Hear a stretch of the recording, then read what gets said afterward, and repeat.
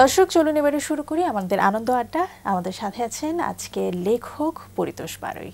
লেখক নামের সঙ্গে তো বর্তমানে আরও একটা নাম যুক্ত হয়েছে বলা যায়। প্রযোজক হিসেবে নিজেকে প্রথমবার দেখছেন বা প্রথমবার কাজ করলেন, নিজের লেখা একটা উপন্যাস এবং সেটাকে পর্দায় বাস্তবে রূপ দিয়েছেন গত মাসেই বলা যায়, সেপ্টেম্বরে। একটু শুনতে চাই সেই প্রথম কাজের অভিজ্ঞতা। লেখক হিসাবেই ছিলাম এটার, নন্দিনী, নরক নন্দিনী উপন্যাস অবলম্বনে নন্দিনী চলচ্চিত্রটা নির্মাণ হয়েছে।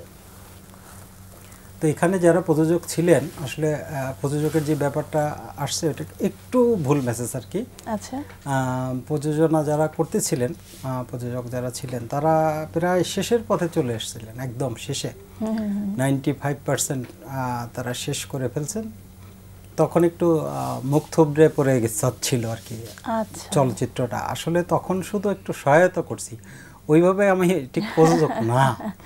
আচ্ছা আচ্ছা, বলা যায় যে শেষের দিকে এসে আপনি একটু হাল ধরেছি আর কি। আচ্ছা আচ্ছা, আপনার নিজেরই লেখা উপন্যাস নরক নন্দিনী, এটা কত সালে প্রকাশিত হয়েছে? এটা প্রকাশ হয়েছে 2007 সালে। ও আচ্ছা, 7-এর সেই উপন্যাস 25-এ এসে পর্দায় বাস্তবায়িত হলো। দীর্ঘ একটা সময় হয়তো বা বিরতি নিলেন, বা হঠাৎ এই উপন্যাসটাকে যে নিয়ে সিনেমা বানাবেন বা পর্দায় তুলে ধরবেন, এটার পিছনের কারণটা বা ভাবনাটা আসলে কি ছিল? প্রায় 40টা উপন্যাস আছে আমার। এর মধ্যে বেশ কয়েকটি উপন্যাস যেমন পাঠক সমাদৃত, জনপ্রিয়, আবার আমার কাছেও প্রিয়, আবার যেটা আমার কাছে প্রিয় সেটা আবার পাঠকের কাছে প্রিয় না।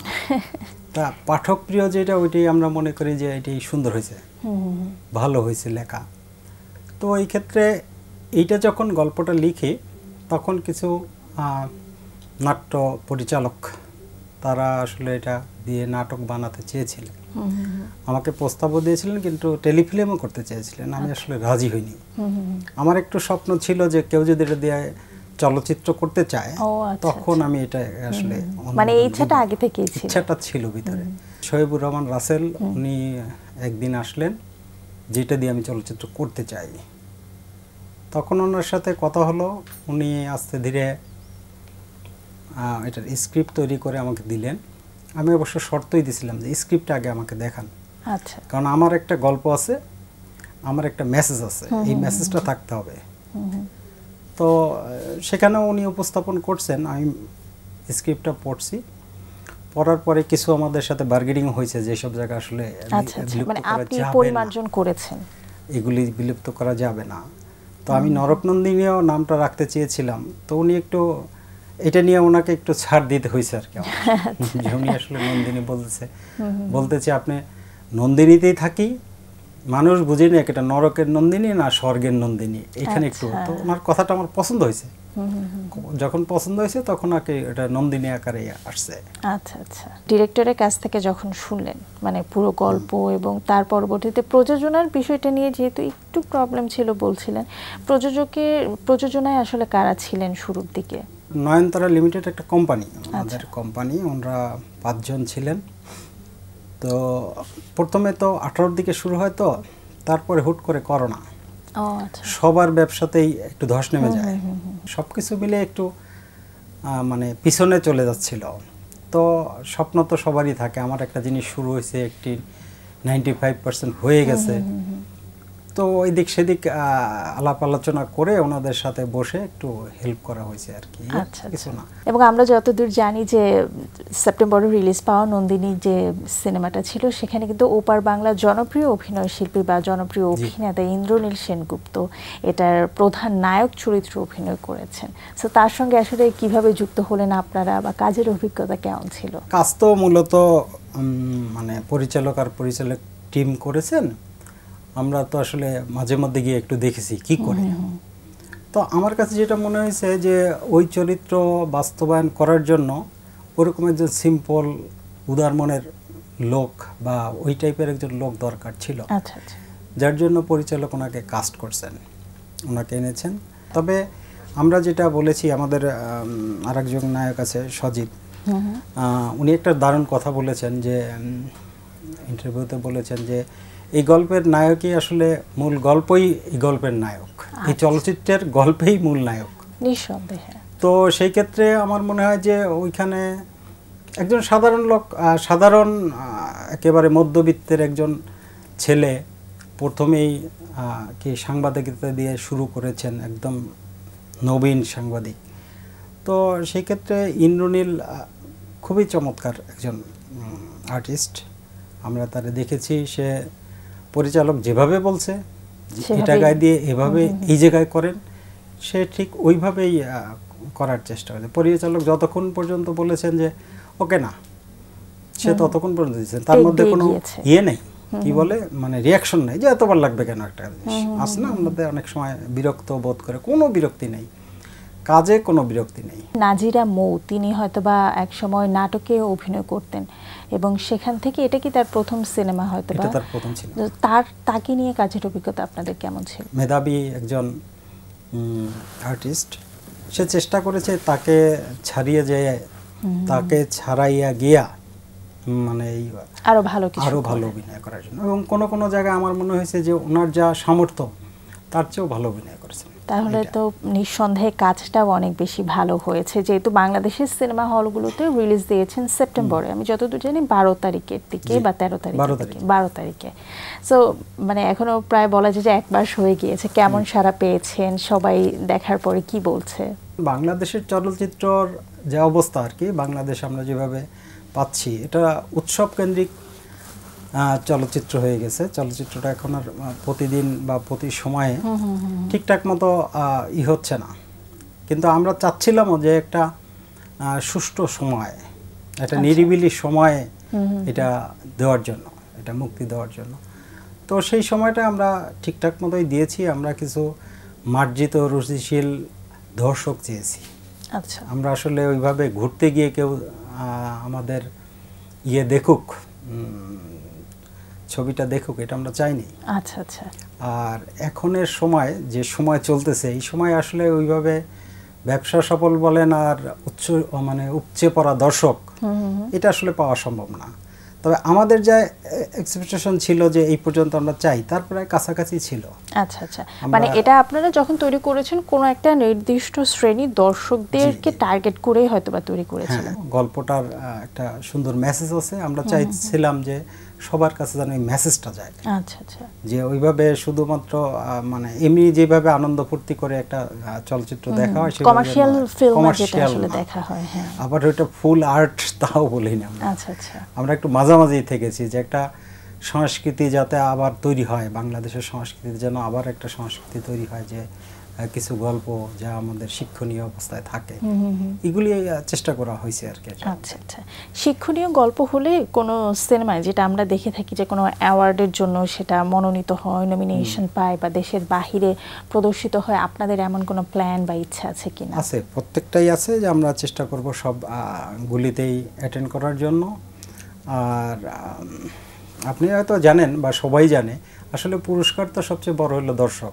যদি একজন যদি ভালো বলে বা পজিটিভ বলে যে আমি গল্পটা বুঝেছি, আমার কাছে এই মেসেজটা পজিটিভ লাগছে, ওনাদের চেষ্টা সফল, আমার কাছে মনে হয় যে বড় পুরস্কার কিছু পাওয়ার থাকে না। মানে এমনই আসলে হওয়া উচিত, আমরা এমনই চাই যে দর্শক দেখে বলবে যে না এটা আমার সংস্কৃতি, এটা আমার মনের কথা বলেছে, আমার চারপাশের কথা বলেছে।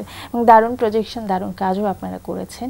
এর বাহিরে এটা ছাড়া আসলে কি করছেন? নিজের প্রথম সিনেমা, নিজের মানে লিখিত উপন্যাস দিয়ে প্রথম সিনেমা করলেন, পরবর্তী যেহেতু একটা ধারা তৈরি হলো, শুরু করলেন, এমন কি আর কোনো ইচ্ছা আছে কিনা ভবিষ্যতে? কারণ আপনি বলছিলেন যে 40টার উপরে উপন্যাস লেখা আছে, মাত্র একটা দিয়ে সিনেমা হলো, এমন আরো কয়েকটা আমরা দেখতে পাবো কিনা? আশা তো অনেক থাকে, আশার সাথে সবকিছু মিশ্রণ হলেই তবেই আশার বাস্তবায়ন হবে। আমরা আশাবাদী যে আসলে সামনে আসবে, কিন্তু তার মাঝেও দুঃখ পাচ্ছি যে এই মাসেই আপনার 8টা চলচ্চিত্র মুক্তির ঘোষণা আছে, এরই মধ্যে 10টা ভালো ভালো হল প্রেক্ষাগৃহ বন্ধ হওয়ার ঘোষণা আছে। যা দুইটাই মানে এত বেশি প্রাসঙ্গিক যে একজন আরেকজনকে মানে ধাক্কা দিচ্ছে, একজন আরেকজনকে।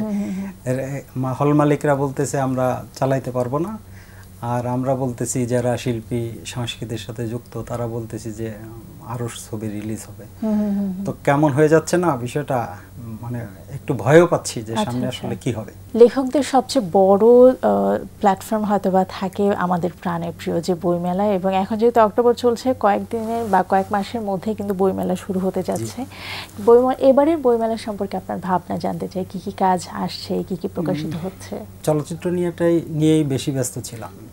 এবারের বইমেলায় আসলে নতুন বই আসবে না। আচ্ছা, এটা আমি মানে মন থেকে মেনে নিয়েছি যে অন্তত একটা বড় কিছু হইলো, বড় কিছু মুক্তি পেল, এবারে আর ওইভাবে আমি বইকে সময় দিতে পারি। আচ্ছা, লেখালেখিতে তো অনেক বেশি সময় দিতে হয়, যেহেতু এটা একটা নিজের সন্তানের মতো যখন এটা প্রকাশিত হয় বা প্রকাশ পায়।